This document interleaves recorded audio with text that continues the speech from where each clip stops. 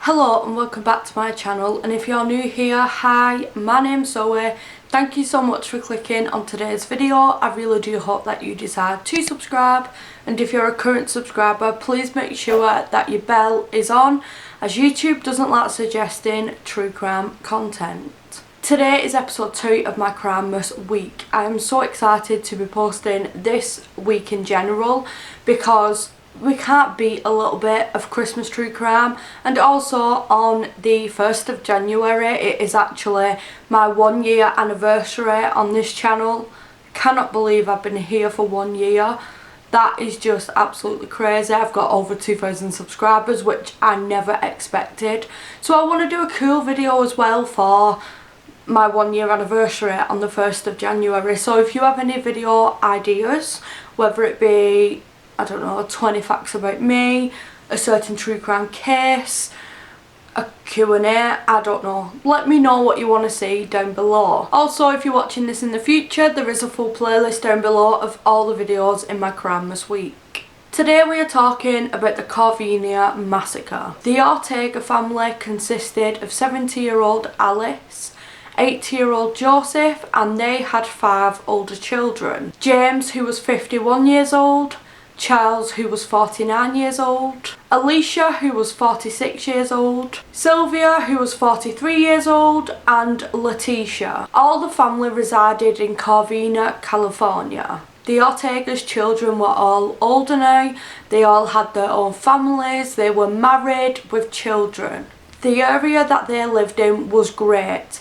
It was quiet and it was safe. It also had a low crime rate and was about 22 miles away from Los Angeles. Despite how lovely the town was, a night in 2008 would change this forever. On the 24th of December 2008, the Ortega family had invited their older children and their families round for a family get-together. It was Christmas time, everybody was feeling festive, and Alice and Joseph really loved this time of year. The family had expanded, and this was the one time in the year that they could get all the family together and celebrate Christmas. They were playing games together like poker, the whole family was chatting and mingling, and the party was really in full swing. Later that evening, a 911 call was placed from the Ortega's neighbour. The caller shouted, "Come quick, they're burning down somebody's house." The dispatcher immediately sent out fire crews to the Ortega's property. Over the next few minutes, the call centre was receiving more and more calls.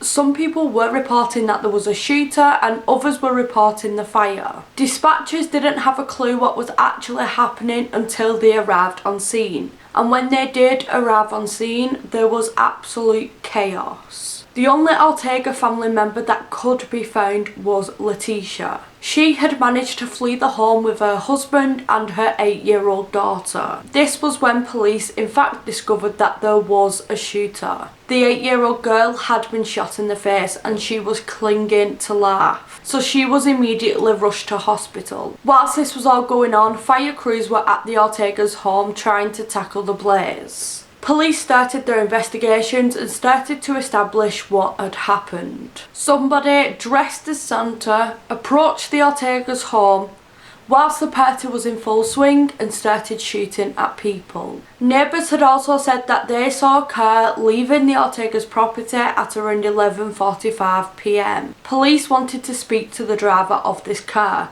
so they sent out descriptions to local police stations and cars that were patrolling in the area in hopes to track it down. The full extent of what actually happened didn't come clear to police until they started searching the home. They found 9 bodies within this home, and they had all been burnt beyond recognition, so unfortunately police were not able to identify them. There were 9 people who were reported missing after this fire.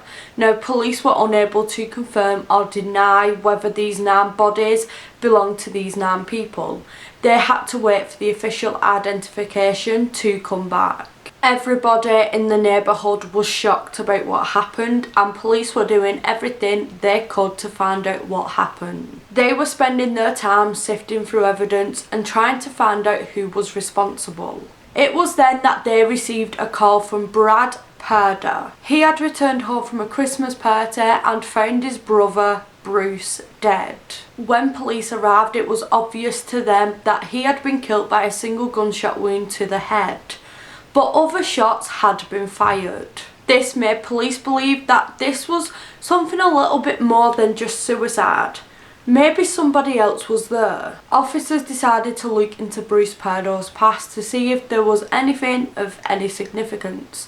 Maybe there was somebody that he didn't get along with, or somebody who would be looking for revenge for any reason. Bruce Person originated from San Fernando Valley. He attended school there and he was working for a jet propulsion laboratory. Investigators discovered that Bruce actually had a wife, or at this time she was his recently ex-wife. His divorce had just been finalised a few days before his death. Her name was Sylvia Orza. Police wanted to speak to Sylvia Orza, but after looking into her, it was discovered that her maiden name was actually Ortega. She was Sylvia Ortega, Alice and Joseph's daughter. Unfortunately, she had been a victim in the shooting and fire that happened at her parents' home. Police believed that these two cases had to be connected. They believed that a killer was still at large. But then they got a break in the case. The autopsy results came back from the victims in the Ortega family home, and it showed that they had been killed with a 9mm handgun, the same gun that killed Bruce Person. And on Christmas Day, Letitia had also been interviewed, and she said despite the Santa costume and beard, she knew exactly who it was. Her sister's ex-husband, Bruce Person. Officers went back into the property where Bruce was found dead. His car was there and they also decided to search that. And it was later confirmed that this was the car that the neighbours had seen on that night. When officers looked inside the car, there was a Santa suit and thousands of rounds of ammunition. Bruce had booby-trapped the car to explode when the Santa outfit was removed. Police didn't know this at the time and the car did explode, but luckily nobody was injured in the blast. I suppose this was Bruce's way of trying to conceal any evidence. Bruce's autopsy came back and confirmed he had committed suicide. There wasn't a second person involved. He also had third-degree burns to his hands and arms where the Santa suit had melted to his body. Police were also tipped off about another car that was parked outside Bruce's home. Given the situation with the last car, police were very cautious and they thought that this car could also be booby-trapped. Luckily the car was not booby-trapped, and inside the car it contained water and food. There was also a map of Mexico and police did confirm that this car belonged to Bruce. He also had money strapped to his body, and all this information together made police believe that he was not planning to commit suicide. He had planned to flee the scene after the shooting. Police believe the motive of this attack is the marital issues that Bruce was having with Sylvia. They had been married for only a year before getting divorced. Money would have also been a big contributing factor. Bruce had to pay over $1,000 to Sylvia in spouse support. Around this time, Bruce had also lost his job. Bruce did take this back to court as he was struggling to pay the monthly amount. But the court did overrule it and said that he did not have to pay a penny as he was going through hardship. Despite all this, he still had to pay Sylvia $10,000 in divorce settlements. She also got the car, and Bruce's friends had remembered how he was quite angry at the fact that she got to live at her parents' house rent-free, spending his money on luxury items, and he was really struggling. It seemed that money in general was a big issue for him, and it made him really bitter towards Sylvia. It was also later revealed that his getaway car was parked outside the apartment that belonged to the attorney that supported Sylvia in the court case, and it's believed that Bruce wanted to really hurt him or even worse, murder this man. Later, the details of what happened on that Christmas Eve were released to the public. At approximately 11:30 p.m, Bruce Perdo, dressed in a Santa suit, approached and knocked on the door of his former in-laws. He had a handmade flamethrower in a trolley and also had two 9mm handguns. His 8-year-old niece, Letitia's daughter, answered the door and he immediately shot her in the face. He entered the house and started shooting at everybody. Everyone was fleeing around him trying to get away, and he was just randomly shooting everywhere. He even stood over some of the victims and shot them execution style.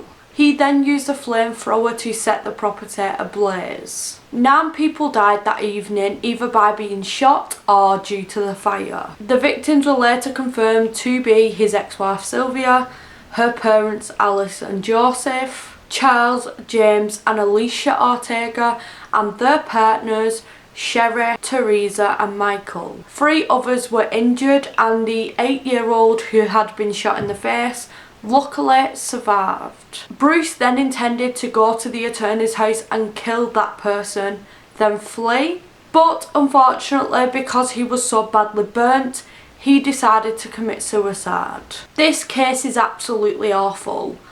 There was many people's lives who were changed because of this one person. 13 children were orphaned after this attack, and their parents were taken by that one person. Christmas is meant to be a family orientated, happy time, but the city of Corvina has different memories. Christmas will never be the same again for many people for the rest of their lives. So that is all for today's Crimemas episode 2. I really hope you did enjoy this video. Please leave your opinions down below. I know I've had a dodgy like piece of hair which has been out all the time. I'm so sorry, but it's not about that, is it? It's not about how I look at all.